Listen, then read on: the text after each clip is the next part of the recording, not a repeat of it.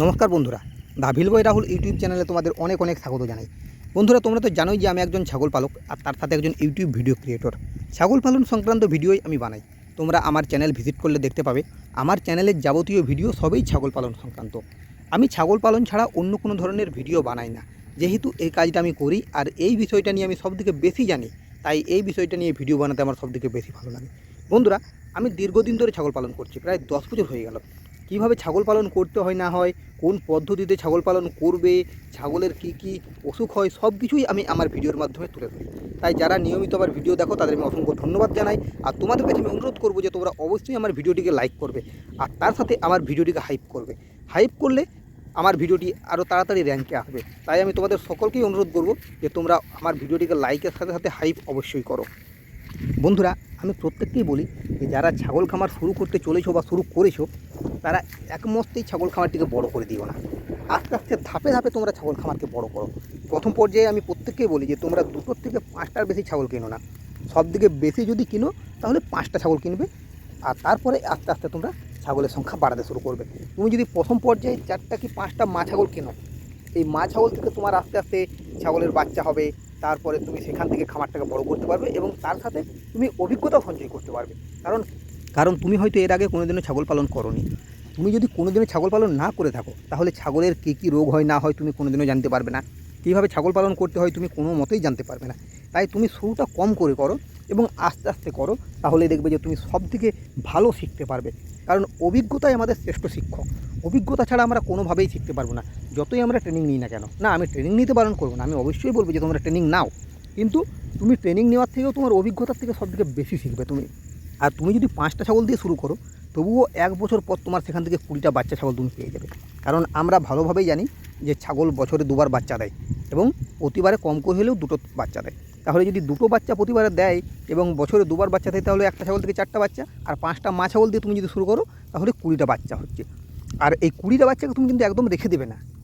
যদি 20টা বাচ্চাকে তুমি রেখে দাও তাহলে তোমার সেটা আরও খারাপ হবে। আমি সবসময় বলবো যে প্রথমবারে যে বাচ্চাগুলো হবে সেই বাচ্চাগুলো সবগুলোকেই বিক্রি করো।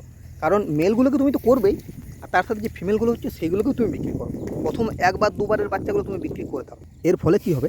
এর ফলে তুমি ইনকামও তাড়াতাড়ি পাবে আর তুমি শিখতে সময়ও পাবে। কারণ তুমি যদি ফিমেলগুলো সব রেখে দাও, ধরো তোমার 20টা বাচ্চার মধ্যে 10টা ফিমেল হলো, এবারে 10টা ফিমেলকে তুমি যদি রেখে দাও তাহলে এইদিকে 10টা আর ওইদিকে 5টা, 15টা ফিমেল হয়ে গেল। তোমার প্রথম 1 বছরের মধ্যে 15টা ফিমেল ছাগল হয়ে গেল। তোমার অভিজ্ঞতাও না থাকতে পারে, তোমার পরিকাঠামোও না থাকতে পারে, তাহলে প্রথম 1 বছর পর যখন 15টা ফিমেল ছাগল হবে, সেই 15টা ফিমেল ছাগলের যখন বাচ্চা হবে তখন একবারে 30টা বাচ্চা হবে। তুমি আরও সমস্যায় পড়ে যাবে। তাই সবসময় বলবো যে প্রথমবারে যে বাচ্চাগুলো হবে, প্রথম 1 বছরের বাচ্চাগুলো সবগুলোকেই বিক্রি করে দাও। তারপরে আস্তে আস্তে তুমি ছাগল বাড়তে শুরু করো। এর ফলে তোমার হাতে টাকাটাও আসবে।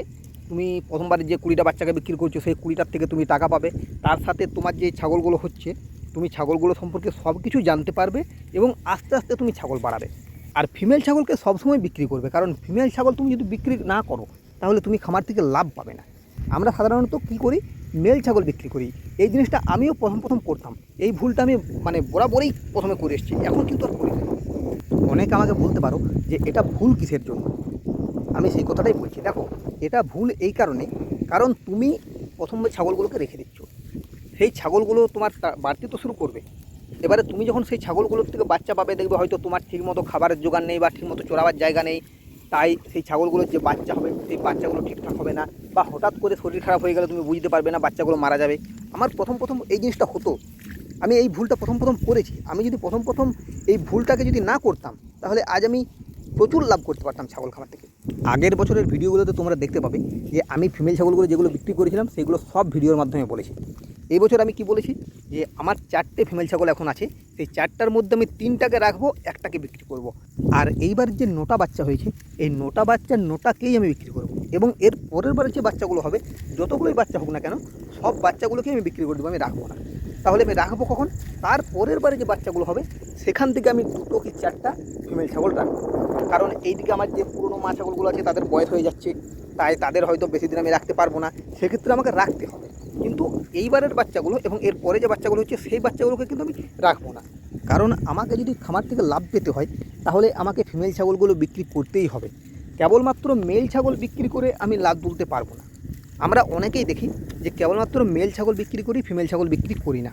আমাদের বাড়িতেও বলে, আমার মা বাবা আমাকে বলে যে কেন তুই ফিমেল ছাগলগুলো বিক্রি করছিস, তুই মেলগুলো বিক্রি কর, ফিমেলগুলো রাখ। কিন্তু না, ফিমেল ছাগল বিক্রি করতেই হবে, কারণ ফিমেল ছাগল যদি আমি বিক্রি না করে তাহলে আমার খামারে ছাগলের সংখ্যা বাড়তেই থাকবে এবং ছাগলের ঠিকমতো চেহারা ভালো হবে না, বা ছাগলগুলো যে আমি রাখবো তাদের হয়তো আমার জায়গা না থাকতে পারে, তাদের আরও যে আদার্স খরচ আছে সেগুলো আমি না কুলাতে পারি, তাই আমাকে সেগুলো বিক্রি করতেই হবে। আর আমি ছাগল খামার যে করছি, আমি এক মস্তে কিন্তু আমি ছাগল খামারটাকে বড় করব না। হতে পারে আমি আজ 10 বছর ছাগল খামার করছি, কিন্তু আমি 10 বছর ছাগল খামার করলেও এক মস্তে আমি ছাগল খামারটাকে বড় করব না, আমি ধাপে ধাপে ধাপে ধাপে করবো। আমার আগে 7টা মা ছাগল ছিল, তারপরে আরও 2টো হলো, 9টা হলো, এখন আমার আরও 4টা মা ছাগল আমি রাখছি, সেগুলো আশ্বিন মাসে বাচ্চা হবে, 13টা হবে। তারপর হয়তো আমি আরও 2টো মা ছাগল রাখবো। এখন 1-2 বছর আমি 15টা মা ছাগল রাখবো। তারপরে যখন আমি দেখবো যে আমার পরিকাঠামো ঠিকঠাক আছে, তখন হয়তো আমি আরও 5টা বাড়াবো, 20টা মা ছাগল রাখবো। তার বেশি আমি রাখবো না, কারণ যেহেতু আমি মুক্তচারণ পদ্ধতিতে ছাগল পালন করি, তাই এর বেশি আমাকে আর রাখা চলবে না। আর 20টা মা ছাগল যদি আমি রাখি না, তবু 20টা মা ছাগলে একবারে আমি 40টা বাচ্চা পাবো এবং বছরে আমি 80টা বাচ্চা পাবো। 80টা বাচ্চার যদি গড় আমি 4,000 টাকা ধরি, তাহলে 4 32, 3,20,000 টাকা আমার এমনিতেই চলে আসছে, মাসে প্রায় 25,000 টাকা।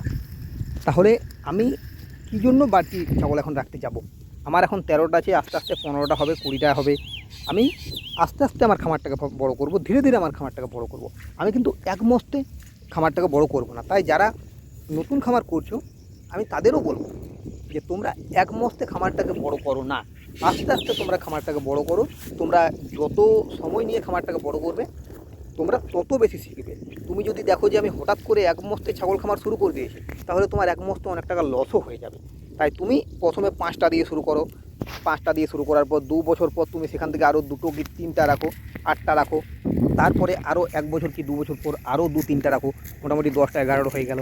এবারে 5 বছরের মধ্যে তুমি 10টা মা ছাগল রাখো। তুমি যদি 5 বছরে 10টা মা ছাগল তোমার খামারে রাখতে পেরেছো, পূর্ণাঙ্গ মা ছাগল তুমি যদি রাখতে পেরেছো, তাহলে তুমি ছাগল খামারে অবশ্যই সফল হবে। আমি সবসময় এই কারণেই বলি যে যারা শুরু করবে তারা আস্তে আস্তে ধাপে ধাপে শুরু করো, এক মস্তে একবারেই শুরু করবে না।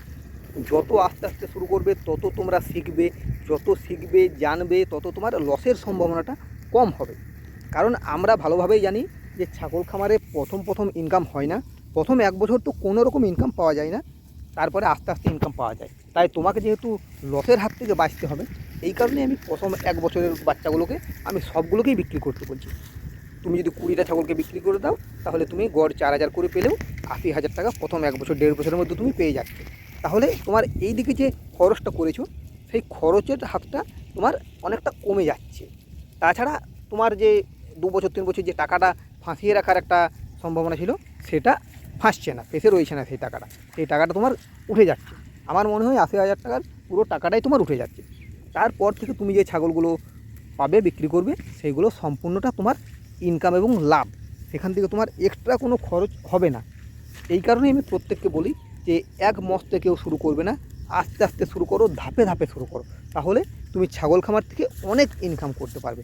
আর তুমি যদি এক মস্তে অনেকগুলো ছাগল দিয়ে শুরু করে দাও, বা প্রথম সব ছাগলগুলোকে যদি রেখে দিতে থাকো, তাহলে তোমার লস হয়ে যেতে পারে। আর ছাগল খামারে যদি একবার লস হয়ে যায়, তাহলে তুমি আর কোনোদিনও ঘুরে দাঁড়াতে পারবে না। কেন পারবে না? এই কারণটা আমি আমার প্রতি ভিডিওতেই বলি। আর সেটা হলো, ছাগল পালনকে কেউ সমর্থন করে না, না তোমার বাড়ির লোক সমর্থন করবে, না বন্ধুবান্ধব সমর্থন করবে, না পাড়া প্রতিবেশী সমর্থন করবে, কেউই তোমাকে সমর্থন করবে না। আর তুমি যদি সমর্থন না পাও, তাহলে এই ব্যবসাটাকে তুমি বেশি দিন কন্টিনিউ করতে পারবে না। তাই আমি প্রত্যেককেই বলবো যে এক মস্তে শুরু না করে ধাপে ধাপে শুরু করো এবং সেখান থেকে তুমি ইনকাম পাও। যাই হোক, আজকের মতো ভিডিওটা আমি এইখানেই শেষ করছি। যারা এখনও পর্যন্ত আমার ভিডিও দেখছো, তাদের আমি অসংখ্য ধন্যবাদ জানাই। আর তোমাদের কাছে আমি অনুরোধ করছি যে তোমরা অবশ্যই আমার ভিডিওটিতে একটি লাইক করো, কারণ তোমাদের একটা লাইক আমাকে আরও নতুন নতুন ভিডিও বানাতে উৎসাহিত করে। আর তার সাথে তোমরা আমার ভিডিওটিকে অবশ্যই হাইপ করো। তোমরা যত বেশি হাইপ করবে, আমার ভিডিও তত বেশি র্যাঙ্কে যাবে। যাই হোক, আজকের মতো এই পর্যন্তই। এরপরে তোমাদের সাথে দেখা হবে নেক্সট ভিডিওতে। ধন্যবাদ।